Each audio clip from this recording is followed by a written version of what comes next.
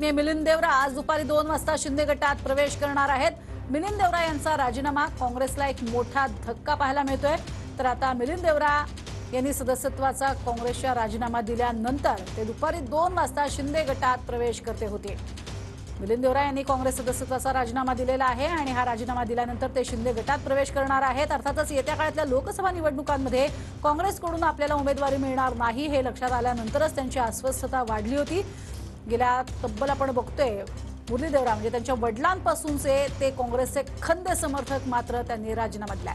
गिरीश गायकवाड आमचे प्रतिनिधी आपल्या सोबत आहेत अधिक माहितीसाठी। गिरीश, खरं तर मुरली देवरांपासून आणि मिलिंद देवरा यांचे गांधी घराण्याशी अतिशय जवळचे संबंध मात्र आता काँग्रेसला रामराम ठोकत ते शिंदे गटात जात आहेत। नक्की जसं बोललं जात होतं, काँग्रेस देखील फुटीच्या मार्गावर आहे अशी गेल्या अनेक दिवसांपासून चर्चा होती आणि अगदी तेच घडताना सध्या पाहायला मिळतंय। मिलिंद देवरा गेल्या काही दिवसांपासून नाराज होते।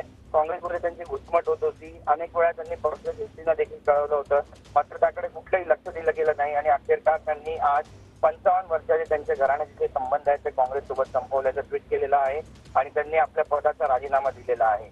आणि त्यामुळे आता मिलिंद देवरा ही पुढची वाटचाल कुठे करणार हा सगळ्यात महत्वाचा प्रश्न आहे। सूत्रांच्या माहितीनुसार एकनाथ शिंदे यांच्या शिवसेनेत ते आज दुपारी 1 वाजता सामील होण्याची शक्यता वर्तवण्यात येते आणि 1 वाजता दक्षिण मुंबईतील हजारो कार्यकर्त्यांसोबत त्यांचा वर्षा बंगल्यावर हा पक्षप्रवेश असणार आहे असं सुद्धा बोललं जाते आणि दावोस दौऱ्याला मुख्यमंत्री जात आहेत आणि त्याची ही सगळी जबाबदारी ती सुद्धा मिलिंद देवरा यांच्याकडेच असेल असं सुद्धा बोललं जातंय। उबाटा पक्षाचे दक्षिण मुंबईतील खासदार अरविंद सावंत यांना क्षय देण्यासाठी मुख्यमंत्री यांचाच हा मास्टर प्लॅन होता अशी देखील राजकीय वर्तुळामध्ये चर्चा आहे। लोकसभा निवडणुकीपूर्वी मुख्यमंत्री एकनाथ शिंदे हे ऍक्शन मोडमध्ये आलेत का असा प्रश्न देखील या निमित्तानं आता उपस्थित केला जातोय। काँग्रेसच्या नाराज असलेल्या नेत्यांना आपल्या पक्षात घेण्यासाठी एकनाथ शिंदे देखील तितकेच आग्रही आहेत आणि मिलिंद देवरा यांना आता ही जबाबदारी दिली गेली आहे असं सुद्धा समजतंय आणि त्यामुळे दक्षिण मुंबईतील जे आमदार आहेत आणि नगरसेवक आहेत ते देखील काही दिवसांमध्येच एकनाथ शिंदे यांच्या शिवसेनेत प्रवेश करतील अशी सुद्धा एक माहिती जी आहे ती राजकीय वर्तुळातून येते। मिलिंद देवरा शिंदे गटात आल्यानंतर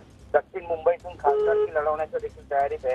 काँग्रेसमध्ये गेल्या अनेक दिवसांपासून त्यांची गैरसोय होत होती आणि याबद्दल त्यांनी वारंवार विधान देखील केलं होतं आणि खासगीत ते विधान केलं होतं पण त्याची दखल कुणीही घेत नव्हतं असं सुद्धा त्यांनी बोलून दाखवलं होतं। आपली खंत आहे, काम करायचंय पण काम करायला संधी मिळत नाहीये, पक्षश्रेष्ठी ऐकत नाहीये। त्यासोबतच काँग्रेस त्या पूर्वी ज्या पद्धतीनं आक्रमक पद्धतीनं काम करायची, ग्राउंड झिरोवर उतरून काम करायची, तसा काही नेता आता सध्या मुंबई काँग्रेसमध्ये किंवा महाराष्ट्र काँग्रेसमध्ये दिसत नाहीये अशी सुद्धा एक खंत त्यांनी वारंवार बोलून दाखवली होती आणि अखेरकार आता त्याचा कडेलोट झाल्याचं देखील आपल्याला पाहायला मिळतोय आणि त्यांनी राजीनामा दिलेला आहे आणि आज नेमक्या 2 वाजता वर्षा बंगल्यावर काय घडामोडी घडणार आहे याकडे उभ्या महाराष्ट्राचं देशाचं लक्ष लागलं आहे।